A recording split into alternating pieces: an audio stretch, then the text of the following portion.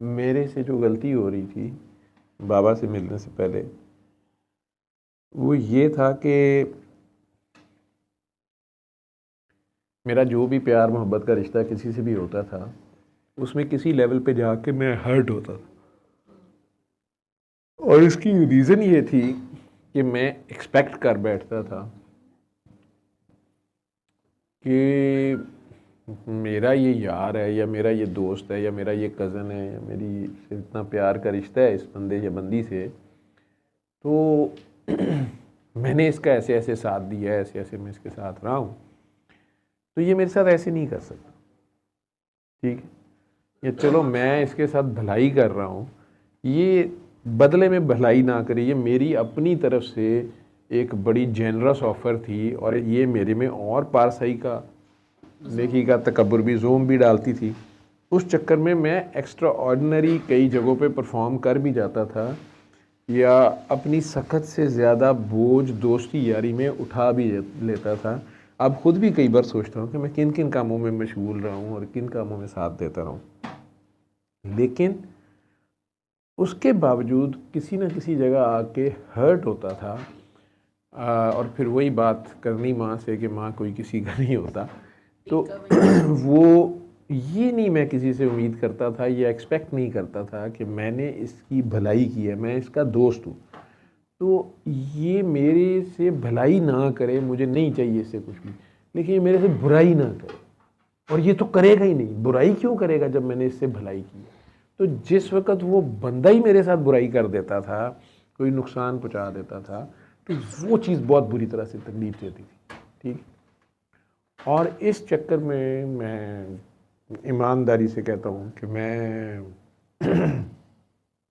React कर जाता था कई बार, और अल्लाह ने ये सेंस दे दी थी 3-4 ऐसे वाक़यात के बाद कि उस बंदे का बाद में हाल बड़ा बुरा होता था। और वो मेरे बस इधर कुछ होता था, जैसे कुछ चीज़ छन से टूटती थी, उसके बाद 2-3 बार के तजर्बे के बाद मुझे याद है कि चौथी सिचुएशन में जब कोई ज़िंदगी में मेरी आई, तो मैंने पहले ही अल्लाह से दुआएं मांगना शुरू कर दी कि या अल्लाह इसका कुछ बुरा ना हो। ठीक है, क्योंकि लेकिन इस चीज़ को मैंने रियलाइज़ किया था कि वो मुझे कुछ होता है, चाहे मैं बोलता कुछ नहीं हूँ, कहता कुछ नहीं हूँ, लेकिन हर्ट होता हूँ।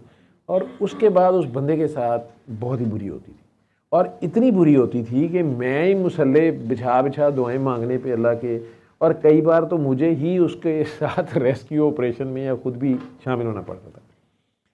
अब मैं दुआएं भी मांगता था कि या अल्लाह इसके बारे में ऐसा ना हो वैसा ना हो, लेकिन तीसरी चौथी बार के बाद तो मुझे समझ आ गई कि ये ऐसा होने से ऐसे होता है। ठीक है, अब बाबा जी से जब मैं मिला, तो बाबा जी ने जो चीज़ मुझे नेक्स्ट लेवल पे समझाई, उन्होंने मुझे कहा काका बाबा पीछे मुड़ के देखना छोड़ दे। ठीक है,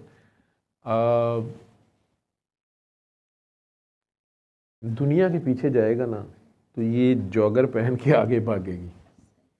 तो अल्लाह की तरफ चलता जा, ये जॉगर पहने तेरे पीछे आएंगे, और तूने फिर भी पीछे मुड़ के नहीं देखना। नेकी कर और दरियाए रहमत में डाल, वो देखे ना देखे, वो जाने ना जाने, तू उस पर एहसान किया कर। सही, इतने बड़े बड़े लफ्ज़ थे, अजीब सा एक स्टाइल था उनका। वो मुझे कहते हैं कि रिएक्ट नहीं करना, रिएक्ट ना किया कर। एक दो बार ये भी उन्होंने बोला। एक काकी जी थी, वो बड़ा कम किसी से बात करती थी, बहुत कम महफिल में आती थी। बाबा जी यूजली अकेले ही उनसे मिल लेते थे उनके घर, या वो कभी कभार आती थी। लेकिन अगर वो इस भरी महफिल में आई है ना, उनका इन लोगों से कोई ताल्लुक़ नहीं है।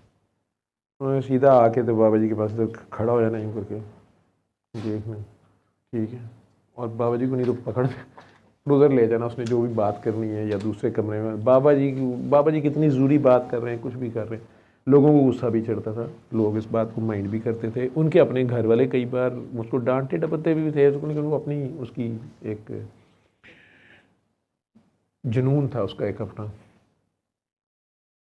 लेकिन ये हुआ कई बार कि अगर वो किसी दुआ में बैठ ही गई है और उसमें कुछ बात गलत हुई है, ठीक है। असल में कुछ बच्चे होते हैं उन्हें सेंस होती है और लेवल पे, दूसरों को लेवल और पे होती है। जैसे क्लासरूम में भी आप देखती हैं तो एक ही हरकत पे कुछ बच्चे जो हैं वो गुस्से से बाकियों को डांटना शुरू कर देंगे कि ये तुमने क्या किया, टीचर के मिस सॉरी, वो सॉरी करना शुरू कर देंगे। और जिसने की होती है या उसके साथ कुछ और गूफ बैठे होते हैं वो हंस भी रहे होते हैं और अकड़ भी रहे होते हैं कि हमने क्या किया, इसमें क्या बात है ऐसी। उनको पता ही नहीं होता कि उन्होंने बदतमीजी टीचर से कर दी है या उन्हें ये नहीं करना चाहिए था या ये गलत हरकत कर दी है। तो बाबा जी, उस काकी का भी ये होता था कि वो किसी चीज़ में सन लेरी पे चुप बैठी थी, दुआ भी नहीं कराती थी, कुछ भी नहीं करती थी। लेकिन बीच में कोई बंदा जो है, जैसे उसे बाबा जी ने कहा है कि काका बाबा आप तुम ऐसे करो कि तुम ना दुबई चले जाओ, और उसने आगे से कहना बाबा जी लेकिन वैसे फ्रांस ना चला जाऊँ, वहाँ पे मेरा वीज़ा भी है और मेरे चाचा जी भी उधर रहते हैं और फलाना भी है और टिंगड़ा भी है। तो वो बैठी हुई है, ये एक मिसाल मैं दे रहा हूँ। उसने एकदम उठना है, एकदम पसंद हुआ, उसने उसको घूर के देखना है और चले जाना है, वहाँ से निकल जाना है, क्योंकि बाबा जी ने उसे डांटा हुआ था कि तुमने बोलना नहीं। लेकिन उसको बाबा जी कई बार, या हमें कई बार नहीं पता लगता था, बाबा जी बात कर रहे हैं तो एकदम से उसे गुस्सा चढ़ा है और हमें नहीं पता चला कि इसको क्या हुआ है। ठीक है, तो बाबा जी ने एकदम उसे कहना बेटा बाबा रिएक्ट नहीं करना, बेटा रिएक्ट नहीं करना। हमने कहना यार ये की रिएक्ट करेगी, बाहर चली जाएगी।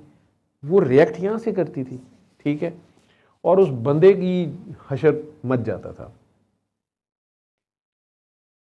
कुछ 2-3 सिटिंग्स के बाद मैंने नोट किया कि बेसिकली बाबा जी जब बात कर रहे होते हैं तो वो इस चीज़ को बर्दाश्त नहीं करती कि ये दो बंदे आपस में बातें कर रहे हैं, या बाबा जी बात कर रहे हैं, इसको समझा रहे हैं और इसने सेंटेंस पूरा नहीं सुना और ये आगे से बोल पड़ी है। हालांकि वो देखने में वो दीवानी मस्तानी या पागल थी।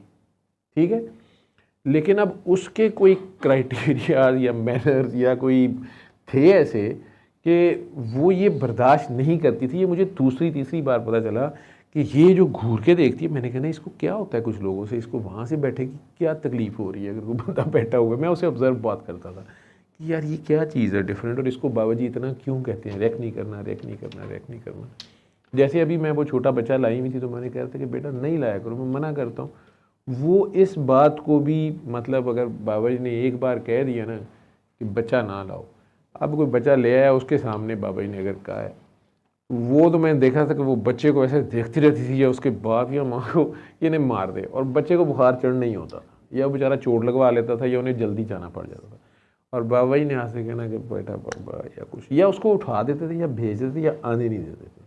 ठीक है, इसी तरह उन्होंने मुझे कहा कि रिएक्ट ना किया कर, लेकिन मैं उन दिनों चूँकि उनसे केस ही डिस्कस कर रहा था कि बाबा जी इस तरह हॉस्पिटल में हुआ है और मुझे पता नहीं क्या होता है, मैं तो ऐसे पूछ रहा था। तो मैंने तो उस बंदे को कहा भी कुछ नहीं और उसने ऐसे किया है तो मुझे पता नहीं क्या हो गया। मैंने मुझे कहते बेटा बाबा रिएक्ट नहीं करते।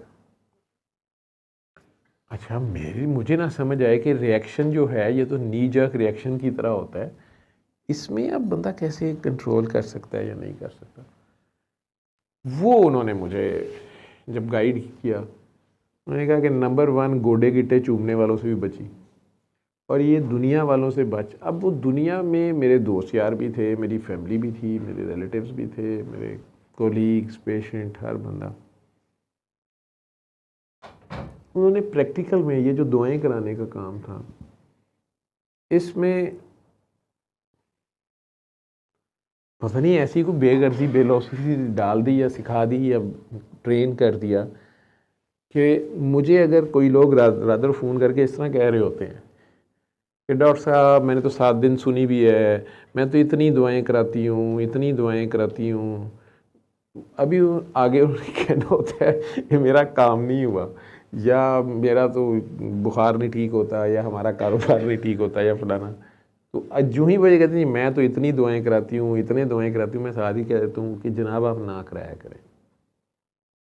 तो मुझे गुस्सा ज़्यादा चढ़ जाता है कि यार ये क्या दुआएं कराती हैं, तो अब ये क्या क्या कहना चाह रहे हैं, ये इसमें अनकंडीशनल क्यों नहीं हो रहे। सल्ले अला सल्ले अला सल्ले अला सल्ले अला सल्ले अला शफीना सल्ले अला